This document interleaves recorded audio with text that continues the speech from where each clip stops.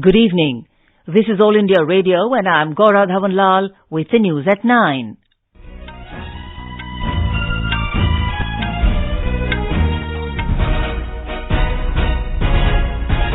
The headlines. India and Germany stress the need to further deepen bilateral defence cooperation.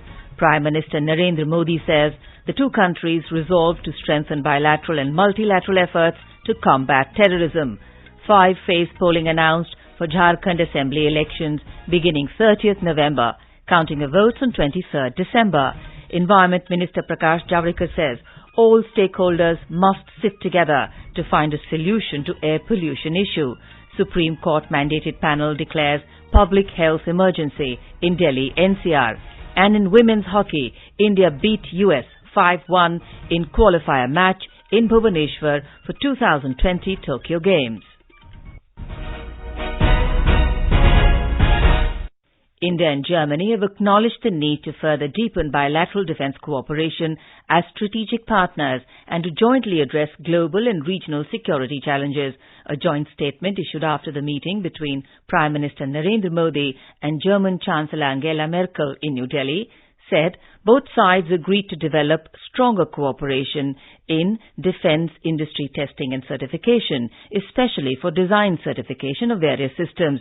They also reaffirmed the importance of building a digital partnership to intensify regular interaction and coordination towards collaboration on next-generation technologies. They said strong and effective multilateral cooperation is key to securing peace, stability and prosperity. Referring to the need for presenting a united front in the fight against this global menace, the two leaders called for the finalization and adoption of the Comprehensive Convention on International Terrorism in March 2020. They confirmed the importance of a balanced free trade agreement between India and the European Union and agreed to deepen efforts to restart negotiations between the EU and India on the bilateral trade and investment agreement. Earlier, making a statement after delegation-level talks with German Chancellor Angela Merkel, Prime Minister Narendra Modi said India and Germany will strengthen bilateral and multilateral cooperation to combat terrorism and extremism. आतंकवाद और उग्रवाद जैसे खतरों से निपटने के लिए हम बायलैटरल और मल्टीलैटरल सहयोग को और घनिष्ठ बनाएंगे। हम जर्मनी को आमंत्रित करते हैं कि रक्षा उत्पाद के क्षेत्र में उत्तर प्रदेश और तमिलनाडु में डिफेंस कॉरिडोर में अवसरों का लाभ उठाएं। भारत और जर्मनी के विश्वास और मित्रतापूर्ण संबंध डेमोक्रेसी, रूल ऑफ लॉ जैसे साझा मूल्यों पर आधारित है। The Prime Minister said Dr. Angela Merkel has played a significant role in strengthening Indo-German ties. पिछले लगभग 1.5 दशक से चांसलर के रूप में उन्होंने भारत जर्मनी संबंधों को प्रगाढ़ करने में महत्वपूर्ण योगदान दिया है। इसके लिए मैं उनके प्रति आभार व्यक्त करता हूं। आज हमारे बीच इंटर गवर्नमेंटल कंसल्टेशंस की 5वीं बैठक हुई। इस अनूठी मैकेनिज्म से हर क्षेत्र में हमारा सहयोग और भी गहरा हुआ है। Ms. Merkel said MOU and agreements have been signed in the areas of artificial intelligence and digital transformations.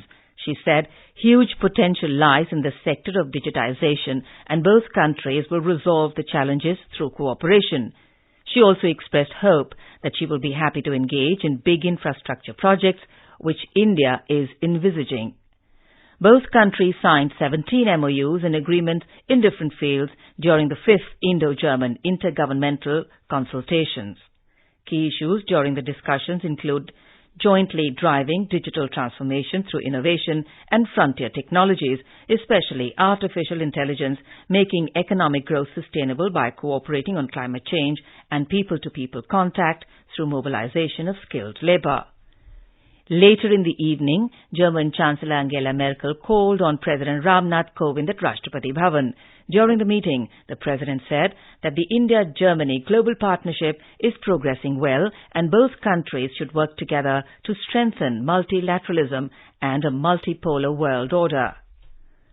Prime Minister Narendra Modi will embark on a visit to Thailand tomorrow morning to participate in the 16th ASEAN-India Summit, 14th East Asia Summit and 3rd Regional Comprehensive Economic Partnership. As his first engagement, the Prime Minister will address the Indian community tomorrow at the National Indoor Stadium in Bangkok. Talking to AIR News, Indian Ambassador to Thailand, Suchitra Durai said ASEAN-related summits are an important part of Indian diplomacy. ASEAN-India Summit, which will take place on the 3rd, which represents the highest level of engagement, and that will take stock of our relationship and will decide on the future course of action. So India accords the highest importance to the summit, which is evident in the fact that Prime Ministers of India have been attending this since their inception in 2002, and this is also reciprocated by ASEAN. The Election Commission has announced a 5-phase poll schedule for 81 seats in the Jharkhand State Assembly. Speaking to reporters in New Delhi this evening, Chief Election Commissioner Sunil Arora said a total of 13 Assembly constituencies will go to polls in the first phase, for which polling will be held on the 30th of November. The second phase of polling will be held on the 7th of December, which includes 20 seats. The third phase for 17 seats on 12th December. The fourth phase for 15 seats on 16th December, while polling for the fifth phase for 16 seats will be held on the 20th of December.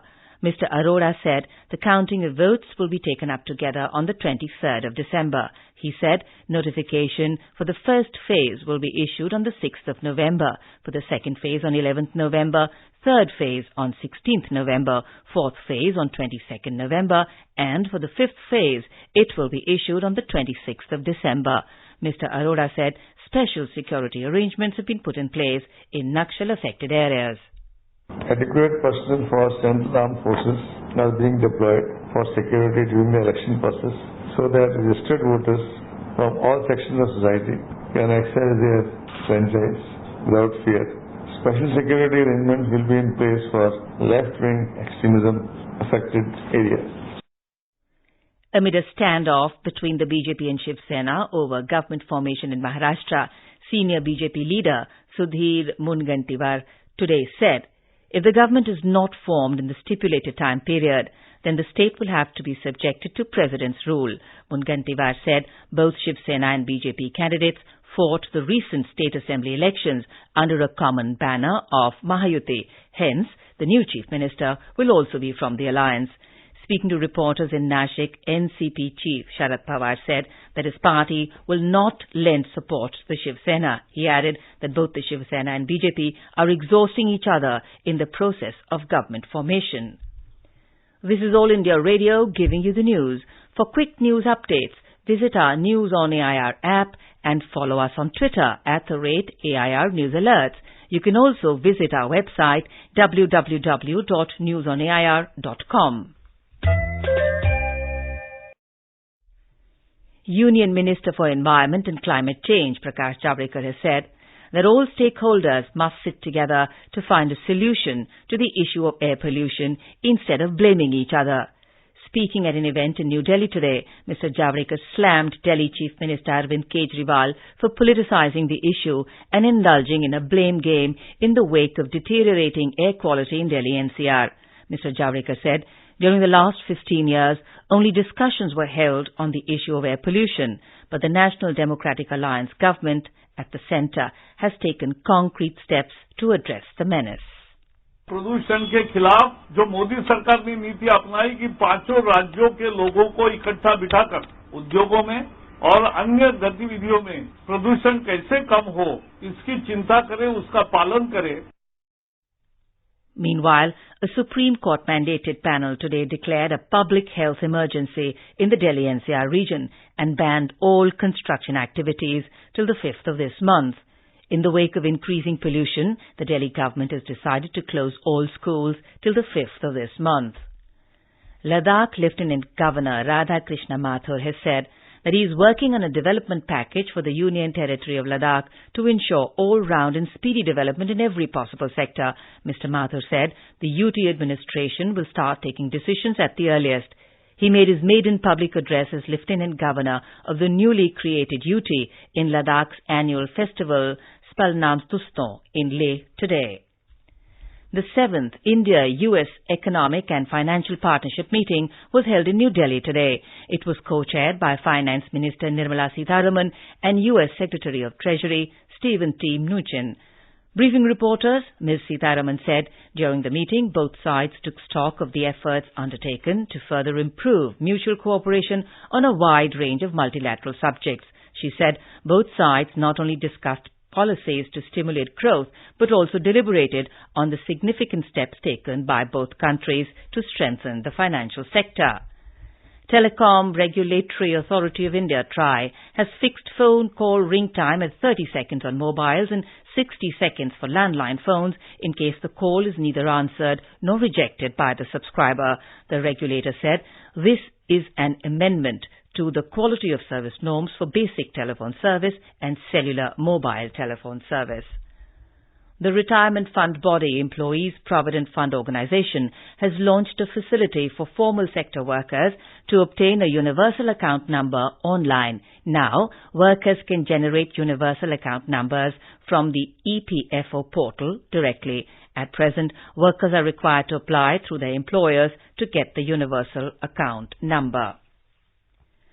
Vice President M. Venkaiah Naidu today inaugurated the 21st North-East Book Fair in Guwahati in the presence of Assam Governor Professor Jagdish Mukhi and Chief Minister Sarbananda Sonowal. Speaking at the event, the Vice President highlighted the importance of libraries in our culture.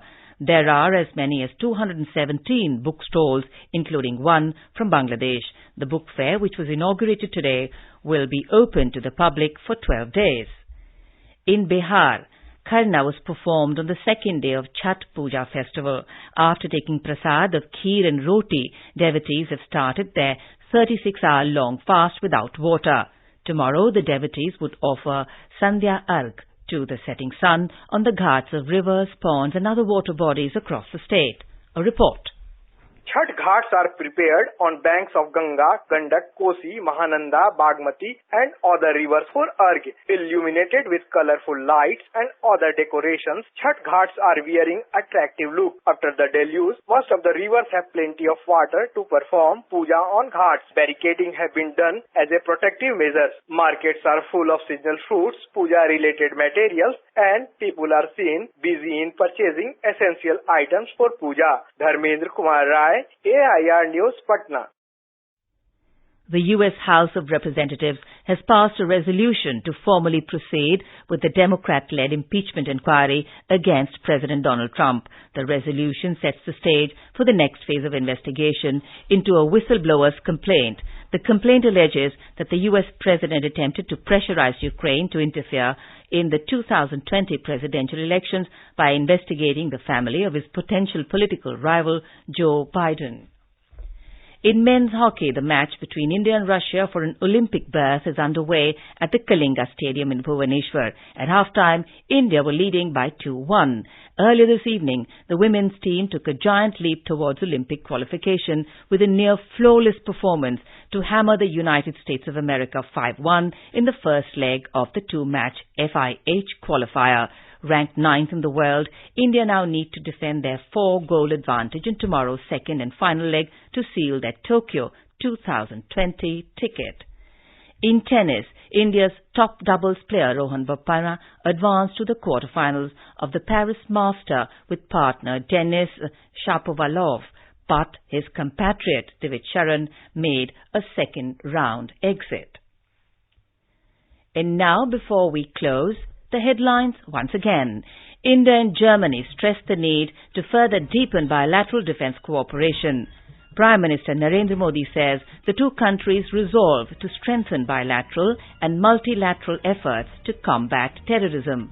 5-phase polling announced for Jharkhand Assembly elections beginning 30th November, counting of votes on 23rd December.